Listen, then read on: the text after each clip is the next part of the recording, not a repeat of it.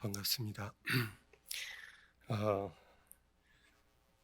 저는 대구에서 출생해서 대구와 경북에서만 목회를 해왔기 때문에 제 억양이나 제 사투리가 아주 경상도 아주 진한 그런 억양과 사투리가 많이 나올 겁니다.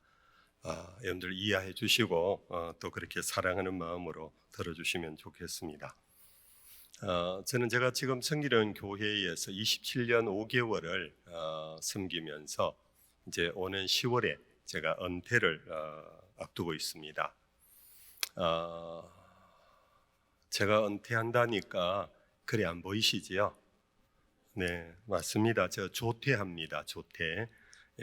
7학년까지 하지 못하고 6학년 5반에서 이제 조퇴를 해서 그렇게 늙어 보이진 않을 겁니다. 머리만 이지. 네.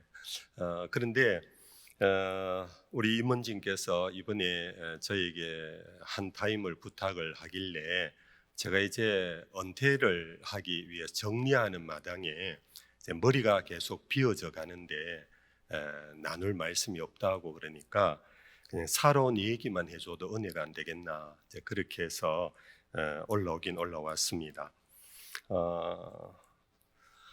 오는데 저는 벌써 이제 후임 목사님이 결정이 됐어요.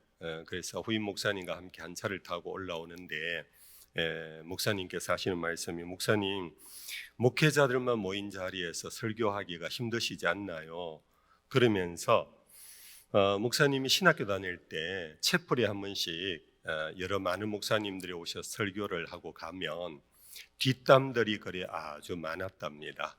찌르고 쪼개고 난도질을 했다고.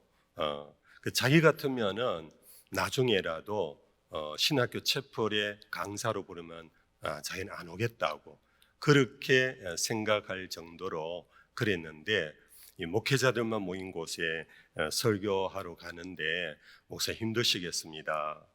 그 제가 그만큼은 힘 안 든다고. 이유는 신학생들은 그렇지만 이제 부목사님들은 신학생보다 좀 착하다고. 이유가 설교를 해봤기 때문에.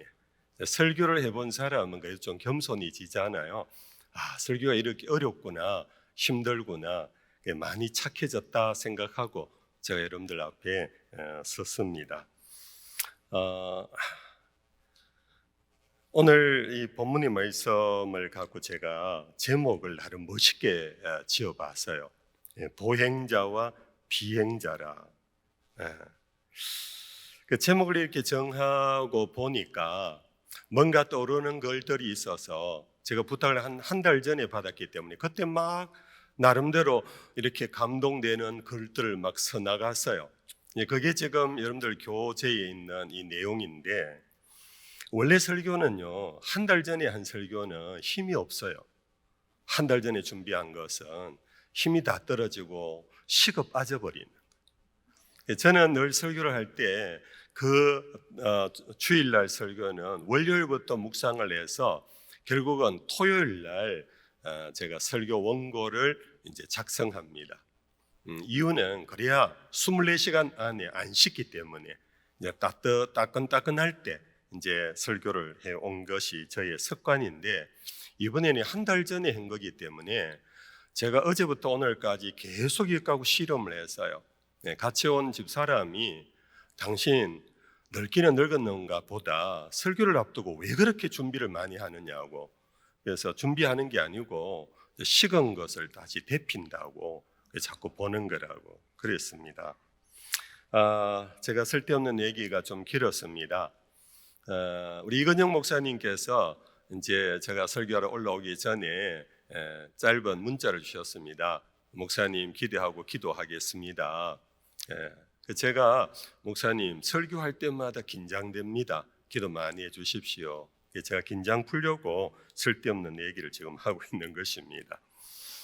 저는 창세기를 읽을 때 이런 의문 혹은 제 나름의 생각을 해본 것 중에 하나가 하나님이 당신의 형상과 모양으로 사람을 만드실 때 그들에게 복을 주어 생육하고 번성하여 땅에 충만하며 땅에 기는 것과 바다의 어족들과 공중에 나는 새들을 정복하고 다스리라.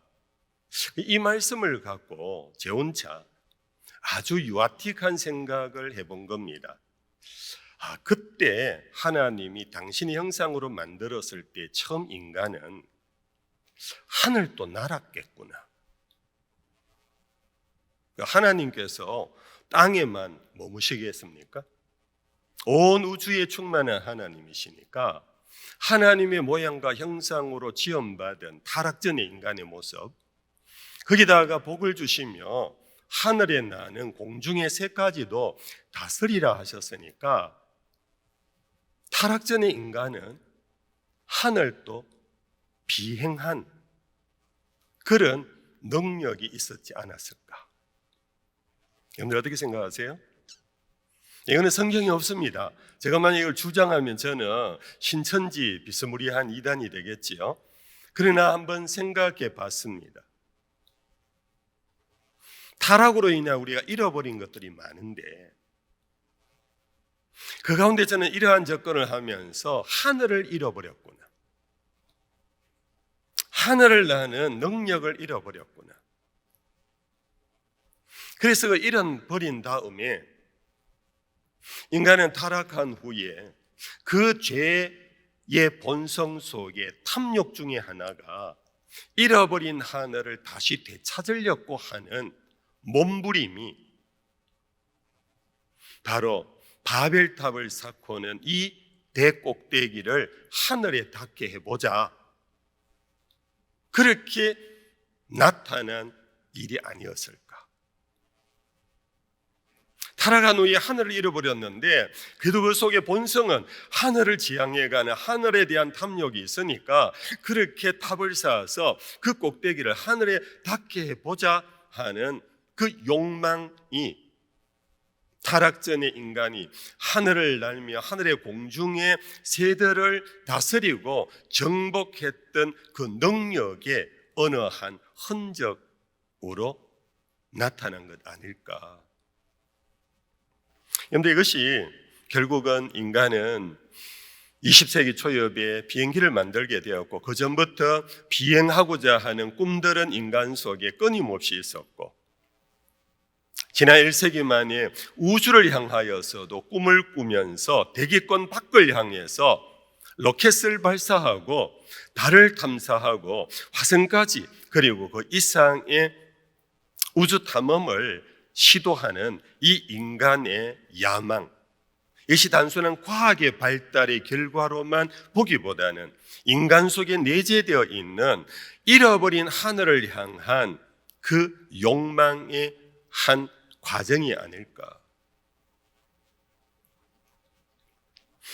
근데 이제 사실은 이러한 욕망 속에 대기권 밖을 나갔습니다. 천체 만원경 근래에 정말 아주 정밀한 고광도의 그런 어떤 카메라로 우주 밖에 또 우주 밖은 아니겠지요. 우리가 지금까지 생각했던 보았던 그 은하계 너머를 어떤 카메라가 포착했는데 그것이 발견되어지고 혹은 발전되어지면 질수록 하늘에 대한 욕망을 가진 인간이 그 우주의 광대함 앞에 얼마나 지극히 작으며 초라한가를 오히려 깨닫는 역설적인 깨달음의 과정이 아닐까, 그런 생각을 해봅니다.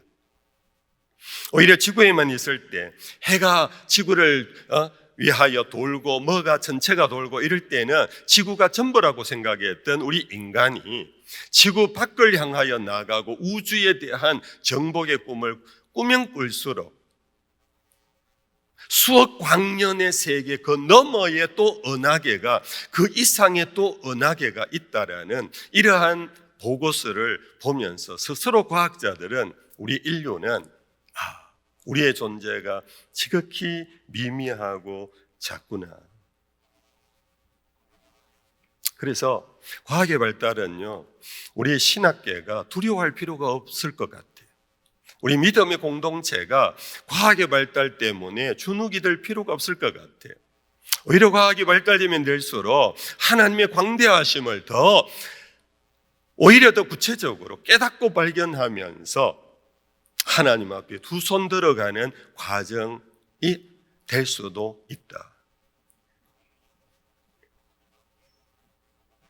인간이 이런 비행에 대한, 비상에 대한 희망은 단순히 물리적 공간에 보다 더 넓은, 더 높은 세계를 지향해가는 그런 것으로만 나타난 것은 아니고, 사실은 인류 역사 속에 인간은 타락한 후에 인간이 이 엉겅퀴와 가시를 내는 이 땅에 제한된 환경과 재난 앞에서 어떻게 하면 이것을 극복하고 벗어나갈 수 있을까의 도전정신, 이것이 어찌 보면은 비상, 비행의 몸부림의 실존적인 형태일 것이다. 여기에서 인간은 어떤 민족이 그것을 해냈습니다. 환경을 극복했습니다. 사막에 강을 냈습니다. 광야에 세기를 냈습니다. 그래서 한계를 극복하고 한계를 넘어선 인간, 개인적으로 혹은 민족적으로 그러한 나라와 개인이 결국 인류 역사를 정복하고 지배하는 힘을 갖게 됐습니다. 오늘 환경에 관하여서 우리 기한 교수님의 강의를 들어보면서 여러분들도 함께 도전받고 느꼈겠지만은 그분은 신학자도 아닌데 단순히 그리스도인 가운데 자연과학자인데 그분이 창세기를 그렇게 해석하셨잖아요. 하나님이 생육하고 번성하여 땅에 충만하며 땅을 정복하고 다스리라는 것이 우리말 번역의 정복, 다스림, 것이 착취 그리고 권세 부림이 아니라 그것을 보존하고 지킴의 섬김의 명령이었다고. 신학자도 아닌 분이 창세기를 정확하게 해석을 하는데 오늘 우리들도 마찬가지로 오늘 우리의 한계, 사막의 나라, 열사의 나라, 혹은 산악의 나라, 혹은 바다의 나라들이 그러한 제한적인 자연환경을 극복하고 제국을 이루었을 때에 그것이 섬김의 제국, 섬김의 철학으로서 역사를 만들어 가지 아니하고 결국은 탐욕과 탐심 속에서 지배하고 정복하면서 권세부림 앞에 약한 자들, 환경을 이겨내지 못한 자들, 환경에 결국은 사로잡혀 연약한 내 이웃과 혹은 이웃의 민족들을 지배하는 그것이 공간의 하늘을 향한 탐욕이 이 땅의 탐욕으로 바뀌면서 극복한 자의 성공자들의 결과가 결국은 실패자들 위에 군림하는 그것이 인간의 역사였다라는 사실을 우리는 다 공감하고 있습니다. 아무튼 이번 수련회의 주제가 비상입니다. 이 비상이라는 의미가 공간을 향하여 날아가자는 얘기는 아닐 거고, 두 번째 제가 의미를 두고 해석했던 오늘 한국 사회와 교회에 당면한 많은 문제들, 그것이 코로나 팬데믹으로 인해서 그것이 하나의 드러나게 되었고 폭발되어지게 되었고 혹은 벗겨지는 우리 한국 교회의 나약함과 수치와 부끄러움의 현장 앞에서 더 이상 짓눌려서 실험하기보다는 특단의 어떤 새로운 길이 없을까?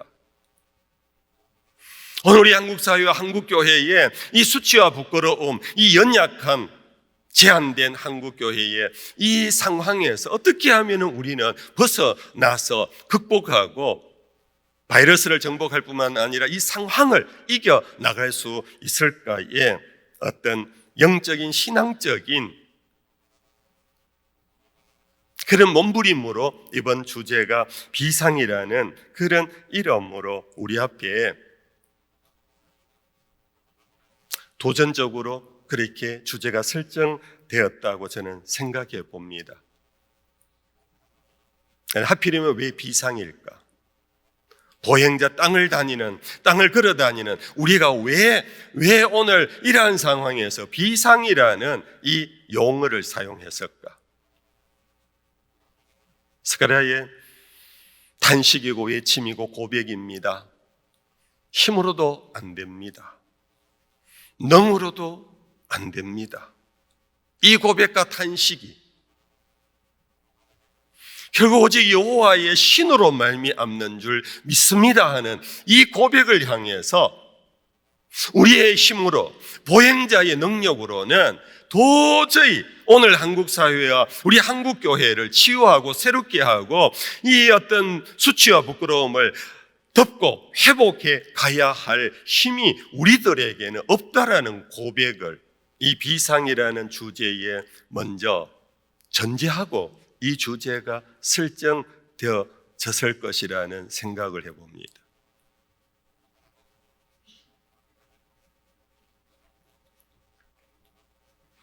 오늘 본문은 여러분들 잘 아는 출애굽의 이스라엘의 사건의 한 토막입니다.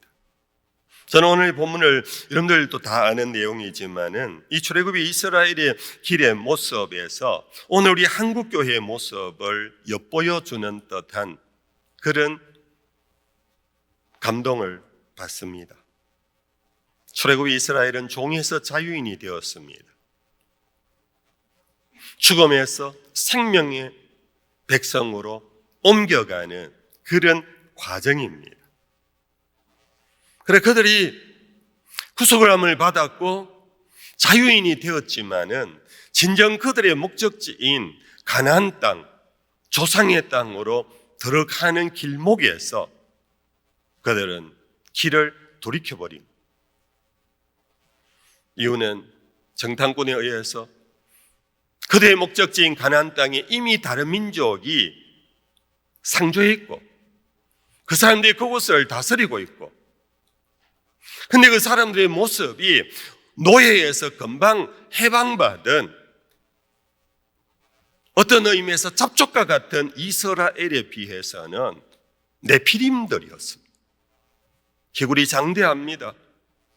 돌아온 사람들의 보고에 의하면 이스라엘 사람들이 간담이 녹았다고 그랬습니다. 우리를 죽을 매장지가 없어서 그곳에 옮겨가서 죽이려고 하느냐고 아우성을 치는 바람에 결국 모세는 그 길을 돌이켜서 회군을 하게 되고 이미 우리가 아는 대로 광야에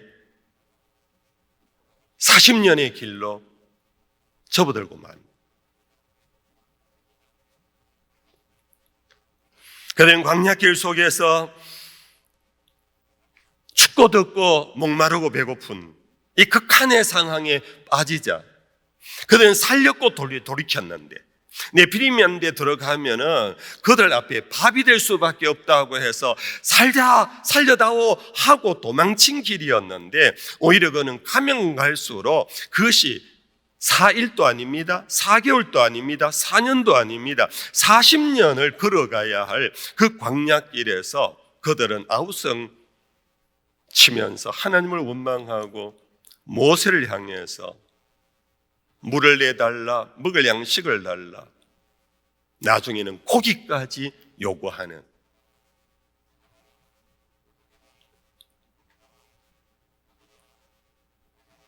모세는 끝없는 앞으로 얼마나 더 가야 할지, 얼마나 어떤 일이 일어나야 할지 사실은 불확실한 그 광야길에서 백성들은 아우성 치면서 고기까지 내달라고 하는 그들 앞에서 모세가 민수기 제11장 말씀에 보면은 너무나 인간적인, 정말 인간적인 그런 탄식을 하면서 하나님 앞에 응석을 부리는 장면이 나옵니다. 여호와여, 이 백성들을 내가 배웠나이까? 내가 낳았나이까? 내가 어찌 배지도 않고 낳지도 않은 이 백성의 아비가 되게 하셨습니까?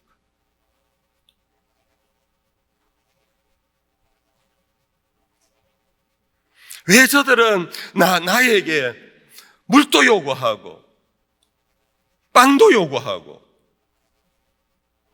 이제는 거기까지 요구하는데 어찌하여 80의 노인을 불러서 양치도록 내버려 두지 왜 저에게 이 미션을 저에게 맡기고는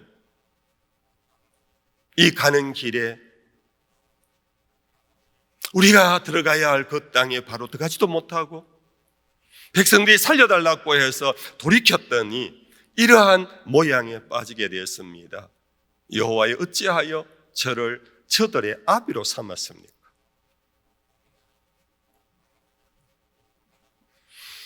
사실 저는 이 본문의 말씀을 제가 개인적으로 묵상하면서요, 제가 그렇게 생각했던 적이 많았어요. 저 담임 목회만 30년을 하고 교육전도사로 치면은 저도 40년 가까이 목회자의 길을 걸어오면서 교인들이 다 괜찮은 사람인 것 같은데 제가 교구를 맡고 담임이 되고 하면서부터 교인들이 저에게 찾아올 때는 어린아이 같이 찾아오더라고요. 아이 낳았다고 와서 축복기도 해달라고 그러고, 그 아이가 대고사를 친다고 기도해달라고 그러고, 이제 군에 간다고 기도해달라고 그러고, 시집가고 장가 간다고 와서 기도해달라고 그러고. 요즘은 여러분들 그런 것이 없습니다만 제가 담임 목회 처음 시작할 때는요, 신랑 집에서 물모기, 그걸 물모기라 그럽니까? 대구에서는 그런 얘기를 합니다. 신부에게 주는 그런 거 있지 않습니까? 거기 오면 그걸 받는 그날에 청함을 받고 예배를 드려달라고 해요. 그리고는 또 신혼여행 갔다가 돌아와서 3일 만에 신행을 가잖아요. 시집을 가잖아요. 그러면 이제 신부 쪽에서 또 음식을 해가지고 가잖아요. 그럼 이제 신랑 쪽의 집에서 신부를 맞이한다고 와가지고 또 예배 드려달라. 우리 계획주의 예배학에서 이게 예배인지 모르겠어요. 저는 특히 경북에서 제가 버무기를 섬기기 전에 첫 담임을 경북 의성에서 시작했는데요. 의성 사람들은 의로운 성읍이라고 자부심이 대단한 사람들입니다.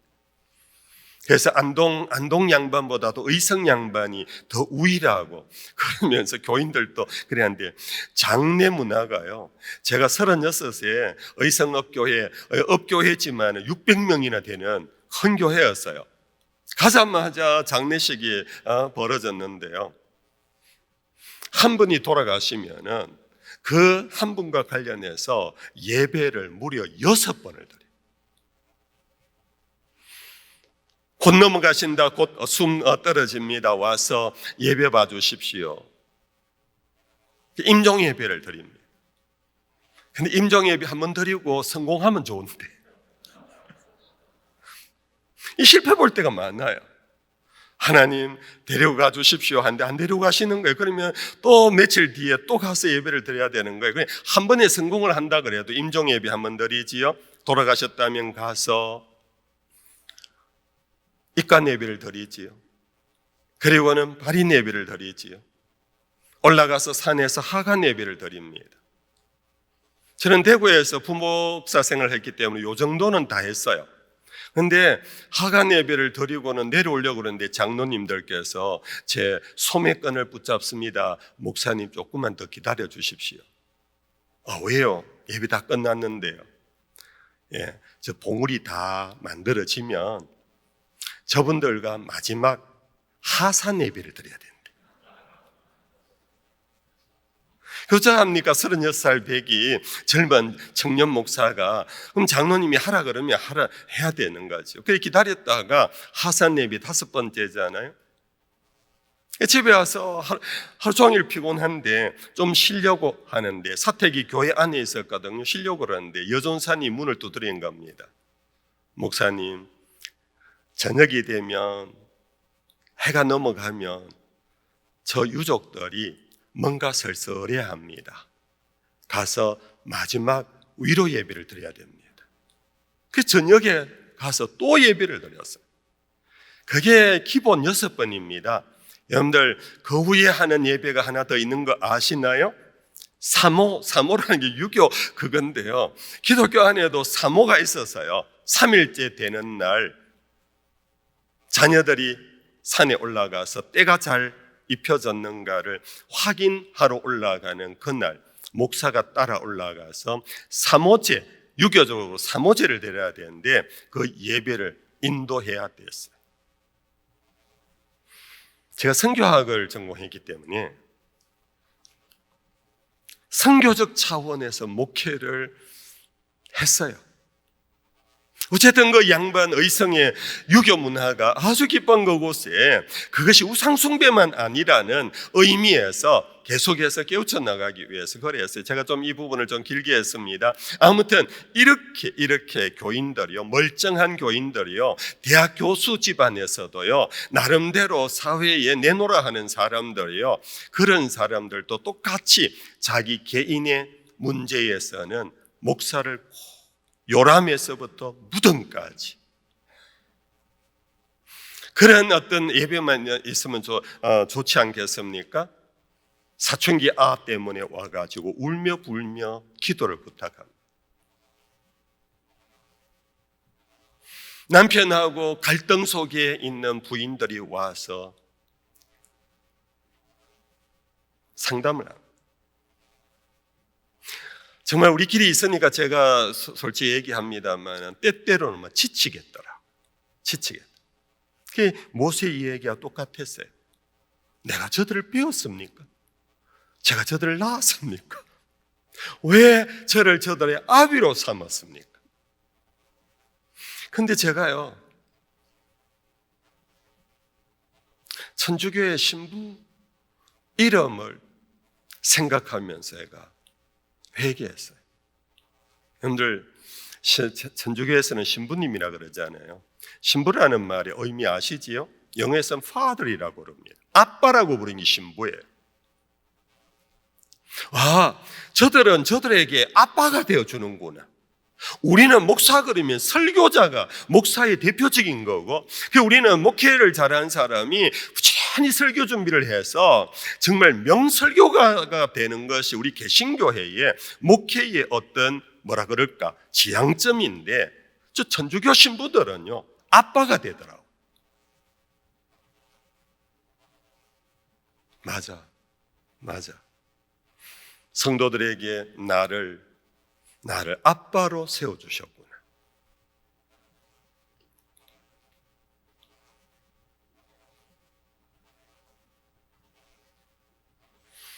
그런데 문제는 뭐냐? 그렇게 애쓰고 그렇게 몸부림치면서 저도 나름 하나님 앞에서는 흠이 무진장 많지만, 어제 송 목사님 표현대로 그냥 일반적인 목회자로서는 저도 정말 최선을 다하여 열심히 목회한 사람 중에 하나입니다.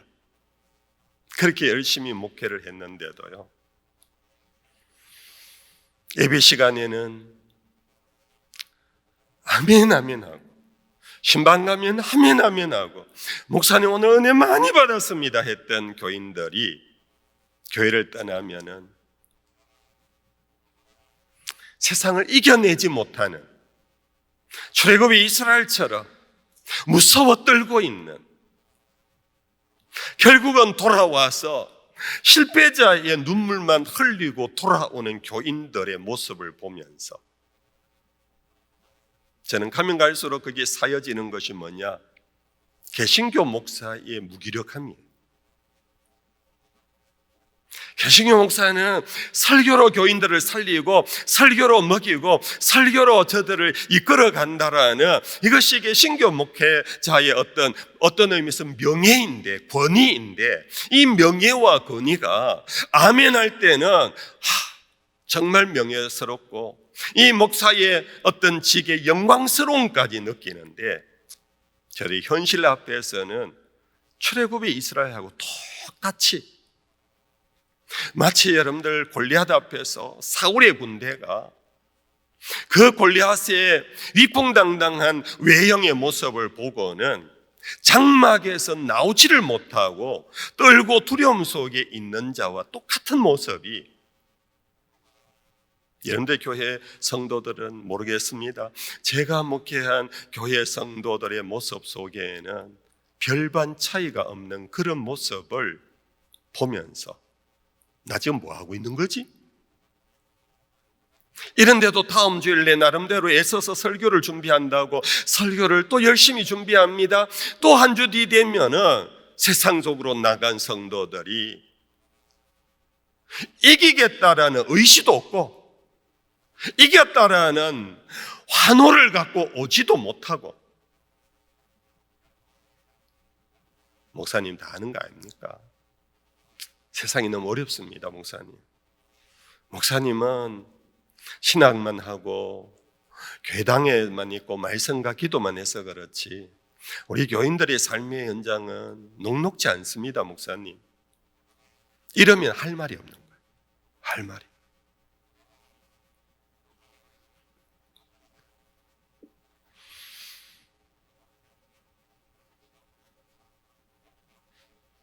오늘 이런 상황에서 한국교회는, 아니 우리가 섬기고 있는 모든 교회는, 모든 성도들은 그러한 모습으로 저들을 먹이고 찢던 목회자 앞에 와서 부끄러움 없이 현실이라는 명분을 내걸면서 부끄러움 없이 돌아오는 그들을 바라보면서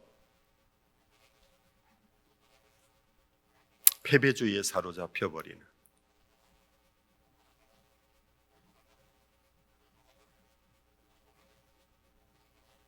어떤 의미에서 그래서 제가 5년 조퇴를 하려고 하는지 모르겠어요.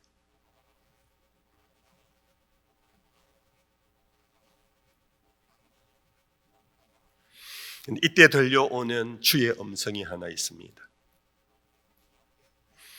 그것이 예레미야 12장 5절 말씀입니다. 만일 내가 보행자와 함께 달려도 피곤하면 어찌 능히 맑아 경주하겠느냐. 내가 평안한 땅에서는 무사하려니와 요단강 물이 넘칠 때는 어찌하겠느냐.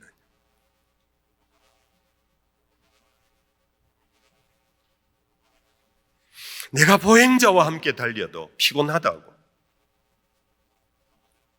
나 못 해먹겠다고, 과거에 어느 모 대통령께서 나 대통령 못 해먹겠다고, 그것이 그분의 탄식만이 아니라 사실 지도자, 진정한 지도자가 되어보고자 한 사람들은 아마 공감하는 탄식일. 보행자와 함께 달려도 피곤해서 어쩔 줄을 모르는 오늘 우리가 말이 나타나면 말과 어찌 경주하려고 벌써 탄식하고 주저앉느냐.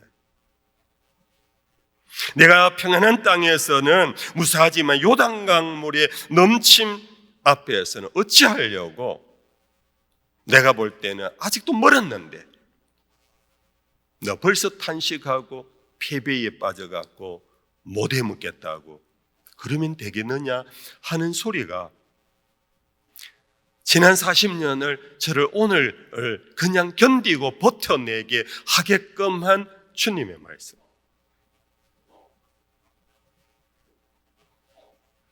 우리는 보행자가 분명합니다. 다른 보행자와 함께 걷는 것이 힘들 때가 많습니다.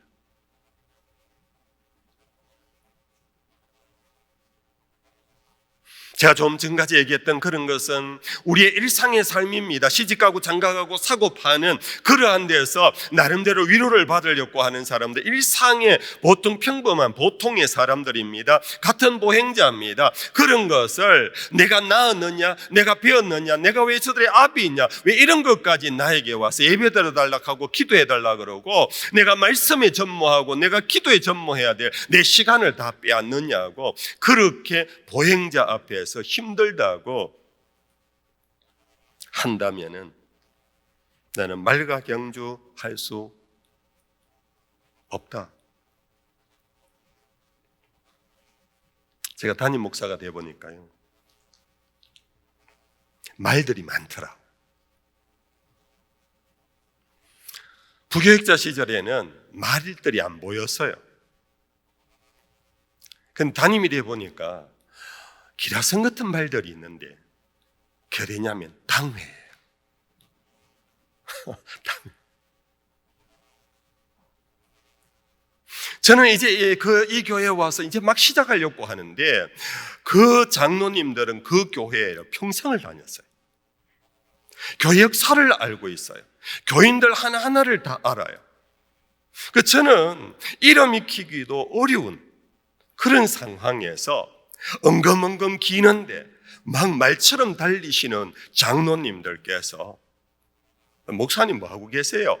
라고 하듯이 쳐다볼 때 당회실에 들어갔는데 장로님들이 여유 있게 앉아가지고 저를 이렇게 두고 보자는 식으로 이렇게 아래로 훑을 때, 와, 저는 나이 36세 담임이 시작해가지고요, 막 주눅이 들어서, 야, 이거 어떻게 하지?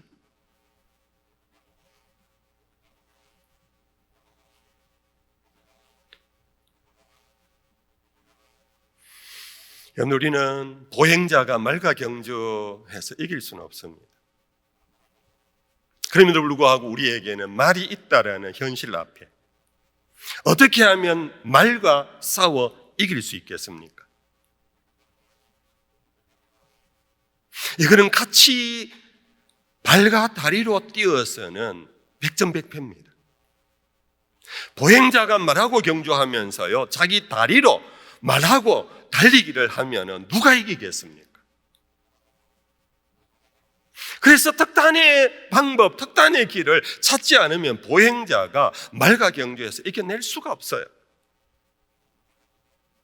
예수님께서도 아시고 제자들을 둘씩 짝을 지어서 세상으로 보내시면서 하신 말씀이 있잖아요. 내가 너희를 보냄이 마치 어린 양을 이리떼 가운데로 보내는 것과 같도다. 제자들이 나가는 세상은, 이들은 양인데 양이 나가서 살아갈 곳은 이리떼 가운데란, 그 양이 이리하고부터 하고 싸워 이길 길이 뭐겠습니까? 발톱이 있습니까? 힘이 있습니까? 그래서 예수님께서 하신 말씀이 너희는 뱀같이 지혜롭고 비둘기같이 순결하라. 오늘 우리가 이 부분에서 쉼표를 찍고 정말 여러분들 정말 우리를 한번 돌아봐야 합니다. 보행자인데 교회 안에도 말이 많을 뿐 아니라 교회 바깥에도 정말 경주마들이 막 달려가는데 내가 저들과 싸우려고 하는 것이 기껏 그들이 다 갖고 있는 학위, 그들이 다 갖고 있는 외모, 그들이 다 갖고 있는 나름 지식, 이런 것으로 목회자가 그들을 제압하고 그들을 이끌어 가려고 하는 리더십의 기술로 삼았다가는 여러분들 우리는 교인들 앞에 판판히 실패보고만.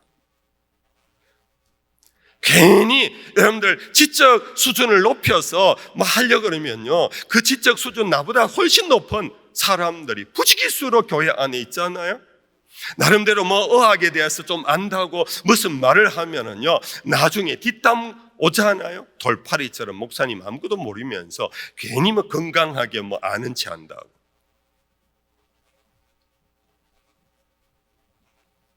그런데 우리가 싸워야 할 대상이 이 은유 속에서 말이라는 사실입니다. 나와 다른 말이라는 대적이라는 겁니다. 이 말과 싸우려면은 내 힘으로는 안 된다는 것, 힘으로도 안 되고 능으로도 안 된다는 이 스가랴의 고백이 그때 그분만의 고백이 아니라 우리는 뼈저리게 그것을 인정하고 우리는 날마다 인정하고 그것을 버려야 합니다. 내 힘과 내 능을 버려야 합니다. 다윗도 마찬가지 아닙니까? 골리앗 앞에서 사울의 군사들이 장막에서 나오지 못하는 이유가 뭡니까? 골리앗과 비교해 볼 때 기골이 안 됩니다. 골리앗이 갖고 있는 무기와 비교할 때 무기가 잽이 안 됩니다. 그러니까 그것으로 싸워서는 이길 재간이 없으니까 장막 바깥으로 못 나왔던 겁니다. 근데 뜻밖에서 어린 소년 다윗이 골리앗을 향해서 올라갔어요. 다윗이 어떤 무기로, 무엇으로 갔습니까? 형제들이 사울마저도 말렸지만 그래도 올라가겠다 해서 사울의 갑옷을 입혀주고 사울의 투구를 세워주고 사울의 칼을 쥐어줬지만 이게 이제 어린 소년 다윗에게 맞지를 않았잖아요. 그래서 다윗은 다 벗어 던졌어요. 우리가 잘 아는 다윗의 고백이며 찬송입니다. 골리앗이 올라오는 다윗을 바라보면서 돌멩이하고 막대기 하나 들고 올라오니까 이놈아 정말 어처구니 없구나. 네 눈에는 내가 개처럼 보이느냐? 네가 개를 잡으려고 막대기와 돌멩이 들고 올라오느냐? 그러면서 다윗을 향하여서 저주할 때 다윗의 한 유명한 말이잖아요. 나는 칼과 창과 단검으로 나에게 나오지만 나는 무엇으로? 만군의 여호와의 이름으로 내게 나아가노라. 달라야 되는 거예요. 같은 무기로 싸워서는 이겨낼 수가 없다라는 걸 우리는 인정해야 돼요. 이거 알잖아요. 같은 무기로는 오히려 교인들이 나보다도 더 많은 무기를 갖고 있고 세상이 교회보다도 더 큰 힘을 갖고 있어요. 그런데 우리는 그들이 갖고 있는 무기, 그들이 갖고 있는 재력, 무엇으로 무장해서 영향력 있는 사람 되어보자, 영향력 있는 교회가 되어보자고 몸부림치지만은 우리는 1에서 2로 발전하면 그들은 10에서 20으로 발전해버려요. 이 전쟁의 여러분들 원리는 우리가 무엇으로 저들을 이길 수 있을까를 고민하고 연구하지 아니하고 그냥 용기로만 되지 않아요. 그냥 믿음으로만 나가보지. 이 믿음은 흔히 말하는 만용의 믿음입니다. 나가보자. 이걸로 안 돼요. 힘으로도 안 되고 능으로도 안 된다라는 것을 우리는 철저히 인정하고 깨달아야 오늘 이 한국 사회 앞에 한국 교회가 어떻게 그들을 구원할 수 있을까의 길을 조금은 찾을 수 있을 것 같아요.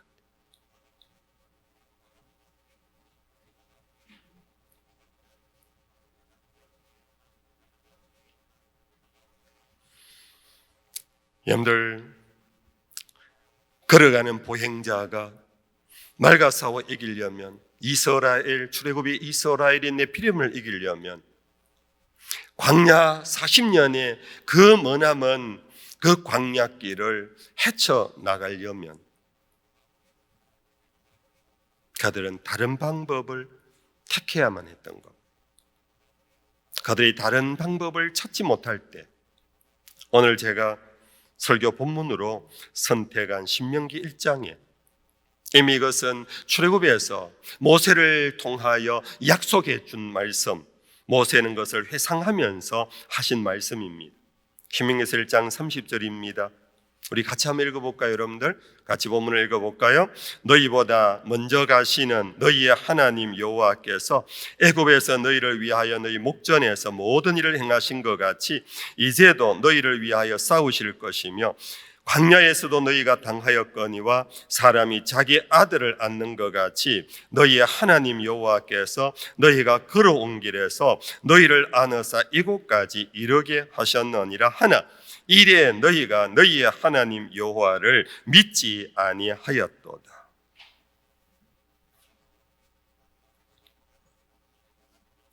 늘 광야의 길을 이기고 승리하고 극복하고 약속의 땅에 갈 수 있는 길은 결국은 비행하는 길밖에 없었습니다.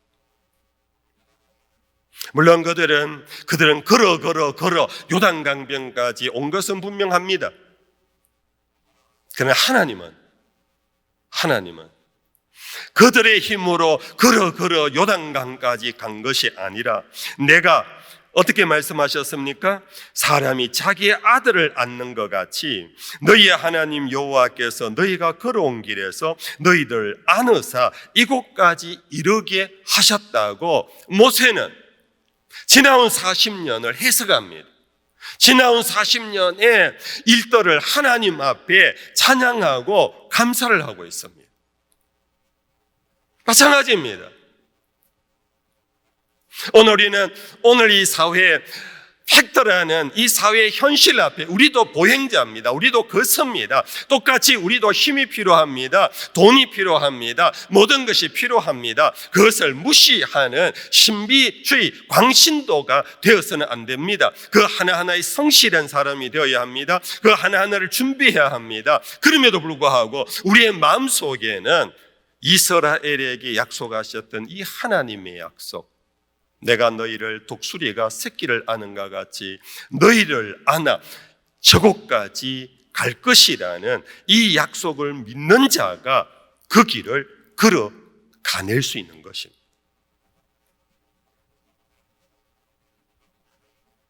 목회를 하면서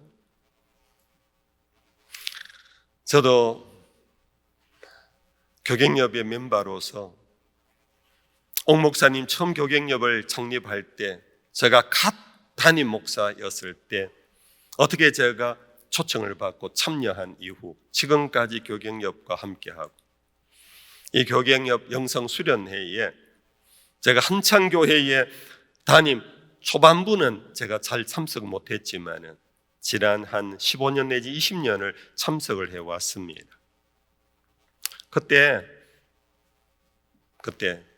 저는 정말 40대 젊은 목사가, 기란성 같은 참 귀한 목사님, 강사님들이 매년 영성수련회 강사로 오실 때 그분들에 대한 흠모하는 마음, 존경하는 마음과 함께 나 언제 저기 서서 설교할 날이 올까, 그런 생각도 해봤더랬습니다. 그런 피레미 같은 목사가 오늘 이 자리에 서기까지 저도 열심히 달렸습니다. 열심히 걸어왔습니다. 그러나 정말 공적으로 고백합니다. 제가 이곳에 선 것은 하나님께서 독수리가 새끼를 아는가 같이 저를 안아서 범어교회라는, 의성업교회라는 그 교회를 담임할 때 저를 안아서 저를 비행시켜 주셨기 때문에, 만약 하나님이 나를 안아서 비행시켜 주지 않았다면 제 발은 다 터졌고 상처가 나고 고름이 나서 중간에 아마 포기했을 것이고, 아마 상해서 제 몸이 아마 진토로 언제 벌써 돌아갔을지 몰랐을 목회의 길에 하나님께서 저를 새끼를 아는가 같이 안아주셨기 때문에 저는 보행자였지만 비행자로 제 혼자 찬양하겠습니다. 할렐루야, 할렐루야. 하나님을 찬양합니다.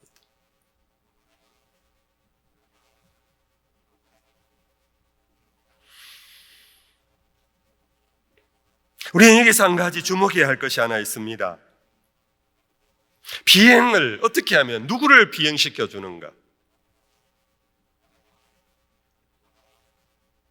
우리가 그 비행 독수리 위에 올라탈 재간은 없습니다. 모든 사람이 죄를 범하였으며 하나님의 영광에 이르지 못하는 죄인이 어찌 하나님의 품에 안길 수 있는 그런 힘이 있겠습니까? 어제 우리 송 목사님 설교의 초반부에 당신의 목회에, 당신의 삶의 모든 것이 수동태였다는데 저 100% 공감합니다. 100% 동의합니다.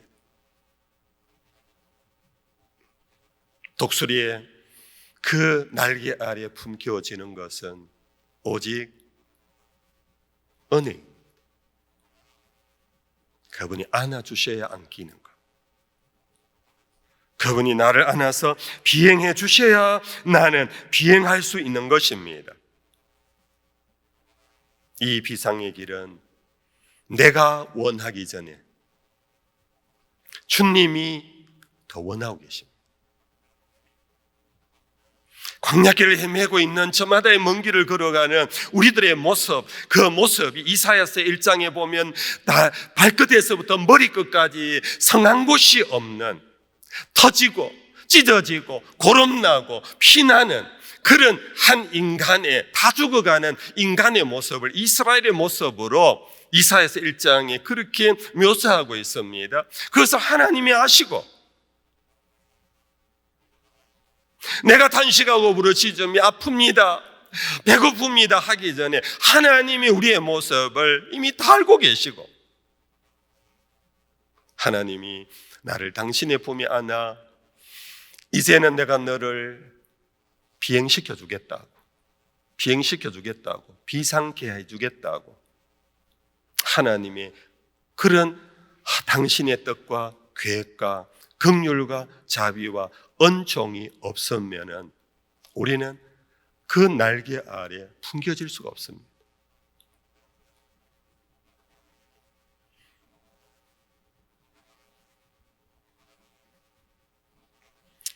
그러나 딱 한 가지 있습니다. 그것이 이번에 우리 주제의 본문 아니겠습니까? 이사야 40장 28절에 31절까지 이 말씀, 어제 우리 이규학 목사님께서 정말 명강의를 하시면서 이 말씀을 함께 우리에게 또 되새김질 해준 말씀입니다.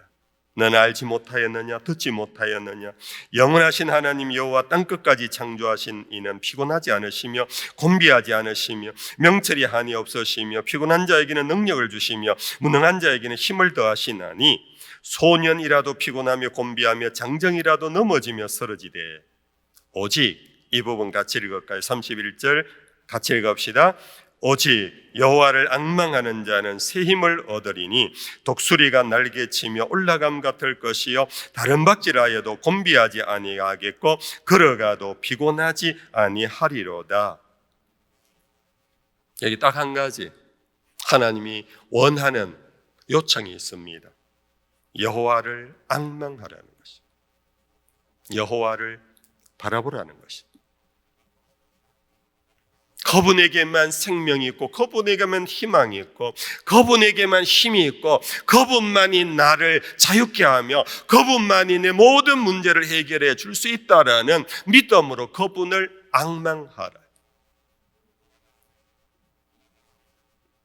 신약의 계시록으로 넘어오면 요한계시록 3장 20절 우리가 잘 아는 말씀입니다. 내가 문 밖에 서서 문을 두드리노니 네가 열면 내가 들어가 내가 너와 더불어 먹고 너는 나와 함께 마시리라.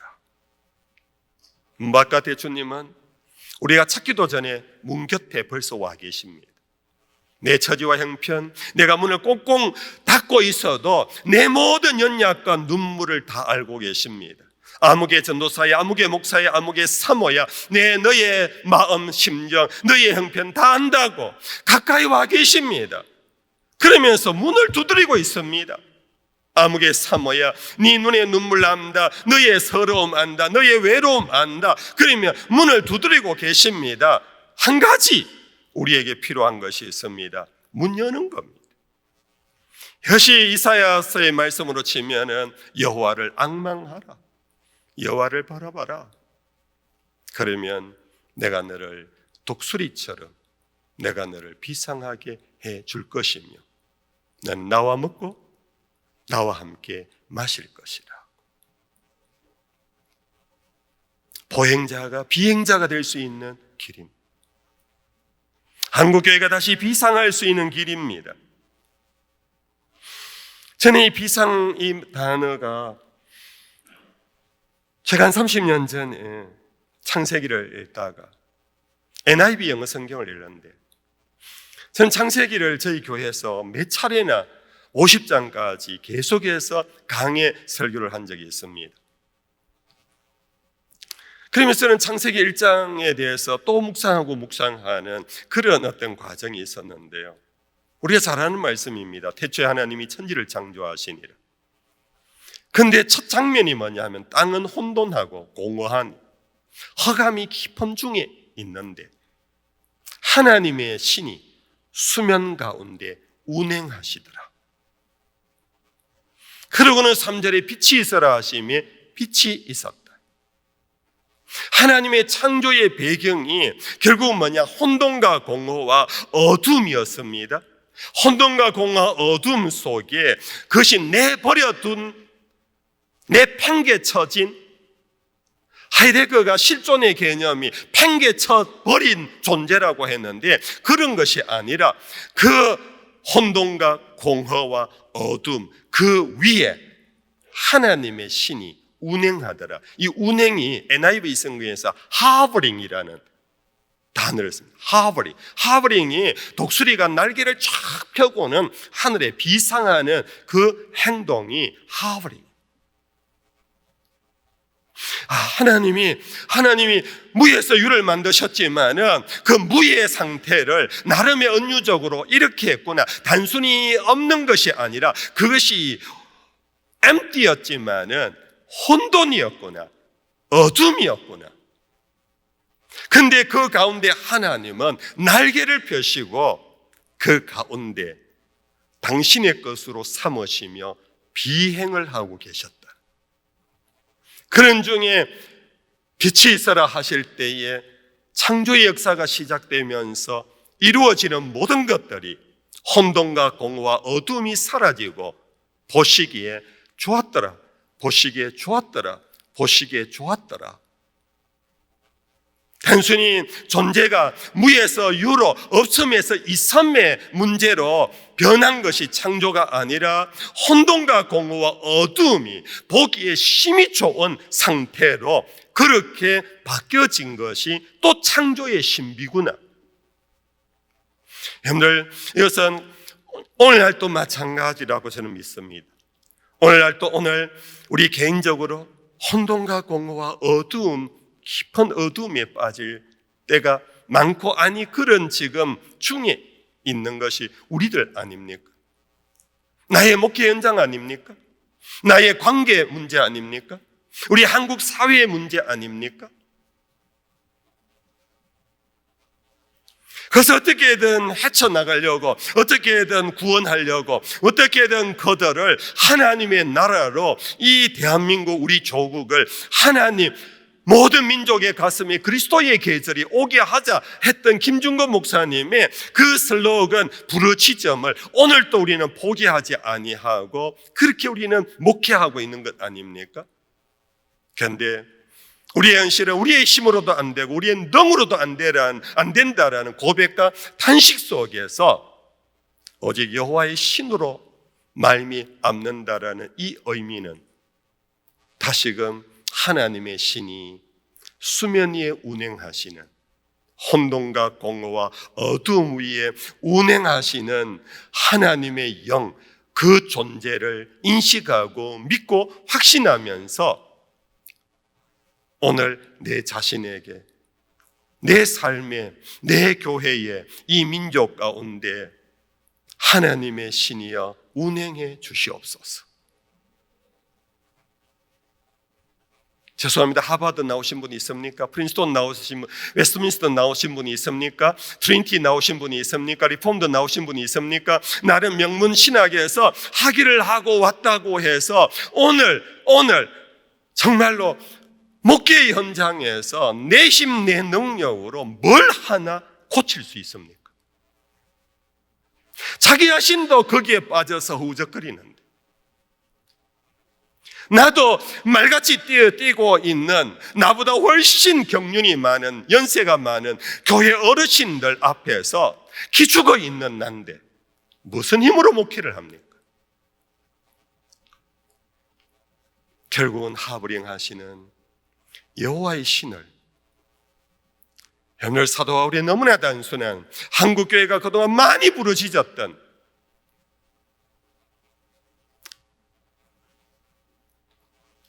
성령의 충만함을 받으라. 성령의 충만함을 받기 전에 성령이 너에게 임하시기까지 기다려라. 너희는 함부로 이 성을 떠나지 마라. 예수님 부활 보았다고 그거 하나 본 것 같고 함부로 떠나지 마라. 한국교회가 그동안 얼마나 본 것 때문에 그 신비의 힘으로 많은 교회에 뭔가를 일으켰잖아요. 그러나 판판이 다 넘어져 버렸잖아요. 너희들 이 성을 떠나지 마라. 아버지와 내가 약속한 성령이 너에게 임하길까지 이 성을 떠나지 마라. 성령이 너에게 임하시면 너희가 권능을 받는다. 그 권능이 너에게 임하여야 예루살렘에서 온 유대로 갈 수 있다. 저는 이 의미를 이렇게 생각합니다. 단순히 영역 확장이라고 보지 않습니다. 이것은 예루살렘 성민, 당신의 예루살렘 성민들은요, 오늘 수도권의 사람이 대구, 부산만 해도 지방이라 하듯이 예루살렘 사람들은요, 예루살렘 바깥은 별 볼 일 없는 갈릴리 사람들을 우습게 여겼어요. 유다 땅의 사람들을 아주 천시 여겼어요. 성령이 너에게 임하면 온 유대 땅의 사람들이 얼마나 보배로운 존재인지, 그들을 위하여 그리스도께서 오셔서 십자가에 죽기까지 할 정도로 보배롭고 존귀한 존재라는 것을 너희들이 깨닫게 될 것이고, 그 너머 사마리아까지, 유대 남자가 사마리아 성에 들어가지도 않고 사마리아 사람과 대화도 하지 않는 그 사마리아 사람들 안에도 하나님이 계심을 너희들이 비로소 깨닫고 보게 될 것이, 땅끝까지 이르러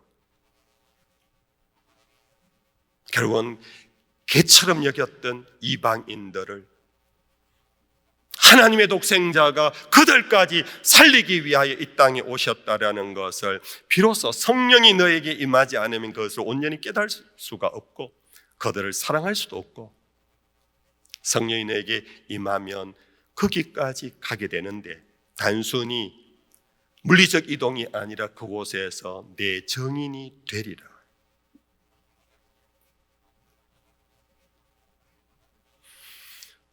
우리가요, 되고 싶어서 목사가 된다면 어떤 의미에서 그건 종교인이에요. 나도 모르게 목사가 되어버렸어요. 나도 모르게 사모가 되어버렸어요. 나도 모르게 그 부르심 앞에 코가 깨어 넣어서 나도 정신없이, 남들은 저 손가락질 했어요. 저는 멀쩡한 놈이 왜 신학교가? 그런데 나도 모르게 신학교를 갔어요. 왜? 주의 영이 임하셔서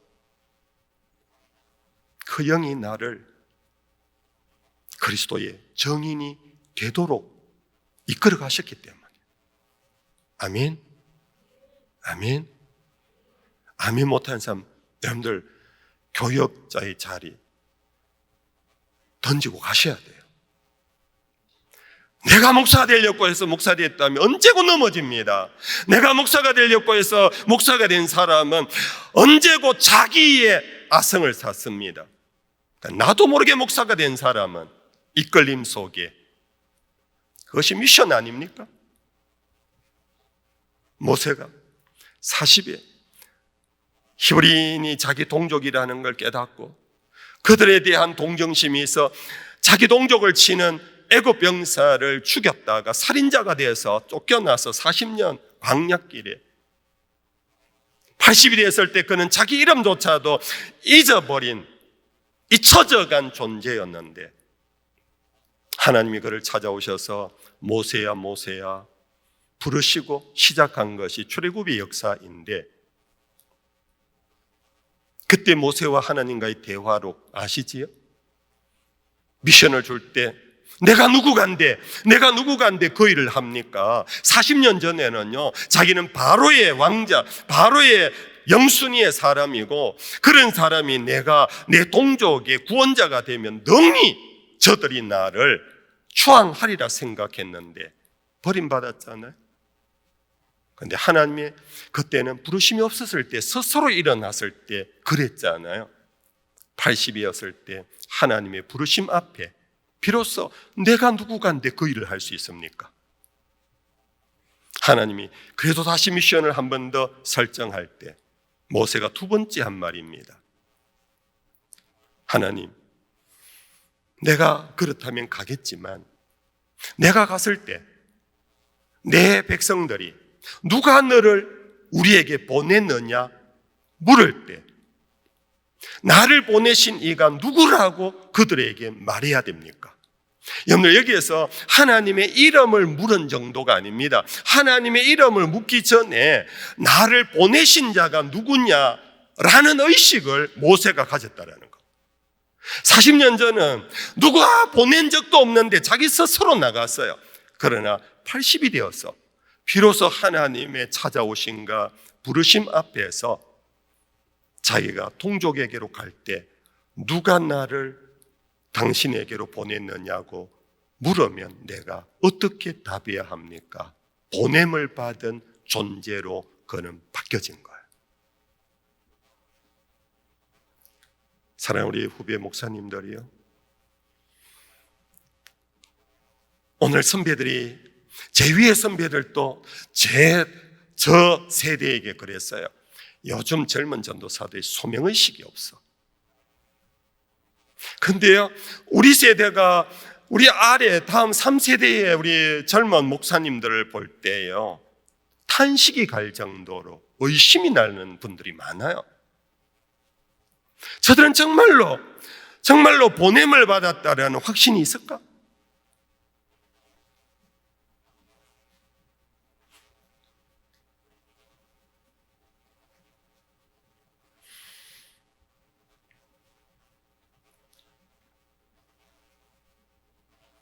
제가 좀 뛰어넘겠습니다. 오늘 족구한다고 온 힘을 다 뺐을 텐데, 지금 억지로 눈을 뜨고 힘들어서 여러분들 지쳐있을 텐데 좀 뛰어넘겠습니다. 여러분들, 성령을 받으면, 성령의 충만함을 받으면 창조의 혼돈과 공허와 어둠 속에 하브링 하셨던 그 하나님의 영이 우리 위에 하브링 하시면서 우리를 비상케 하시고 비행시켜 주실 것인데, 좀 더 구체적으로 도대체 어떻게 하면 그 성령을 나는 하브링의 성령으로 나는 경험할 수 있을까? 그런데 우리 총신을 나온 사람들은 모두 다 너무나 익숙한 말씀. 디모데후서 제3장 16절에 모든 성경은 하나님의 감동으로 된 것으로 교훈과 책망과 바르게 함과 의로 교육하기에 유익하니 이는 하나님의 사람으로 모든 선한 일을 행하기에 온전케 하느니라. 우리는 이 말씀을 붙잡고 목회하는 개신교 목사들은 이 말씀을 버리면 안 됩니다. 이 말씀 가운데 핵심은 뭐냐 하면은 이 성경이 하나님의 감동으로 되었다라는 것을 철저히 믿어야 합니다. 이 감동이라는 말 아시지요? 이것은 지언니는, 선인은 마가고 마태고 요한일지 모르고 바울일지 모르지만은 원저자는 성령이시다. 이게 우리 개혁주의 성경관 아닙니까? 우리는 이것이 신학과 교리에서만 붙잡고 있는 것이 아니라, 여러분들, 사랑하는 목사님들이요, 전도사님들이요, 우리가 성경을 펼쳐 읽을 때에 이 순간에 이 믿음으로 성경책을 펼쳐 읽으셔야 합니다. 연구의 대상으로 보지 마십시오. 설교거리로 살피지 마십시오. 성경을 펼칠 때 이 말씀이 성령께서 나에게 오늘 말씀하신다, 이 믿음 없으면은 여러분들 히브리서 말씀에 살았고 운동력이 있다라는 것을 경험하지 못합니다. 그대로 기록된 말씀에 불과하고 인쇄된 문자에 불과합니다. 우리 목사님들이 성령을 경험할 수 있는 가장 확실한 길은 성경을 펼쳐 읽는 순간 이 성경은 성령께서 오늘 이 시간 나에게 말씀하시는 살아있는 성령의 하브링이 이 말씀 가운데서 날개를 펼치며 나에게 다가오신다라는 믿음의 눈을 떠서 성경을 읽으셔야.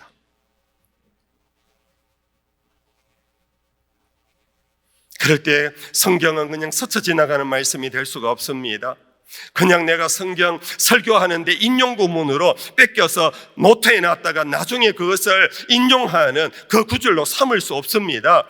그 순간에 그 말씀이 나에게, 읽는 나에게 검이 됩니다.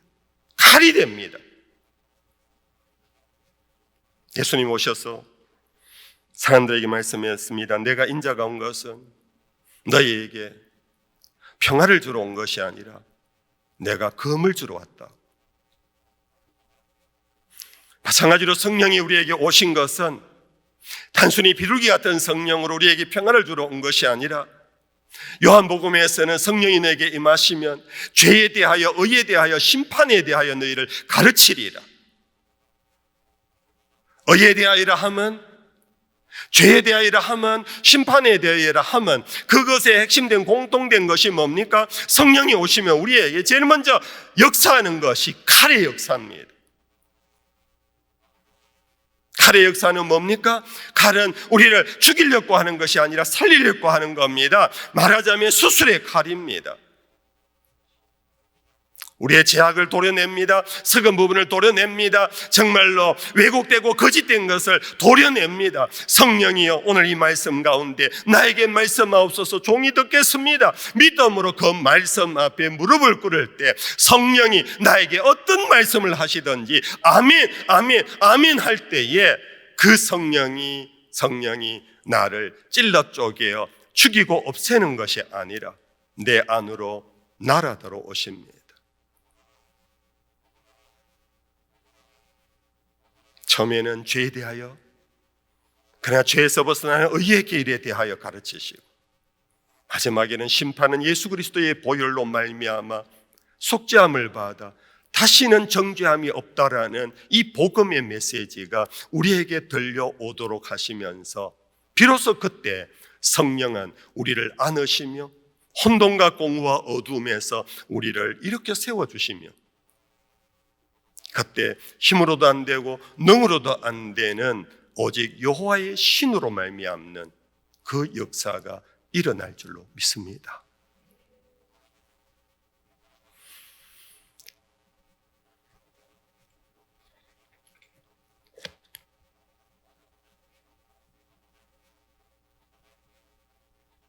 이 말씀을 마무리하면서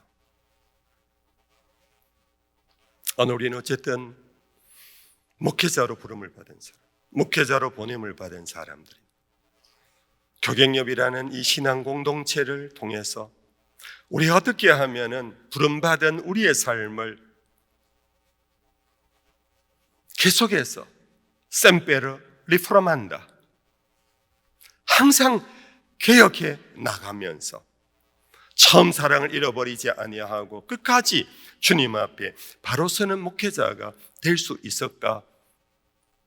이것 때문에 우리가 교회갱신협의회라는 이 모임을 시작한 것으로 저는 이해하고 있고, 이 모임에 같이 동지가 되어 회원이 된다면 이것은 계속해서 우리는 숙제를 삼아가야 할 것입니다. 사도 바울은 갈라디아서의 3장에서 어리석도다 갈라디아 사람들아, 너희가 성령으로 시작했다가 어찌 벌써 육체로 마치려고 하느냐. 저는 이 말씀이 제가 언젠가부터 제 자신이 이 말씀 앞에, 이 말씀이 제게 칼이 되고 있어요. 형이라, 내가 너희에게 성령을 줬지 않냐? 내가 영을 붓기까지 얼마나 초라했냐? 저 사실요, 이렇게 많은 사람 앞에 서서 이 말할 수 있는 사람이 아니었어요. 저는 굉장히 어릴 때 가난했고 아버님 일찍 세상을 떠나서요, 저는 어릴 때부터 너무너무 기가 죽은 사람이었어요. 저희 어머님, 제가 신학교 가서 목사 되려고 할 때 저희 어머님 만류했어요. 네가 목사 되면 네 교회 교인들 다 죽는다. 사람들 앞에 서서 몇 마디 못하고, 제가 어릴 때는요 말더듬이까지도 했거든. 사람들 앞에 서면 얼굴이 붉어졌고 귀가 빨개졌어요.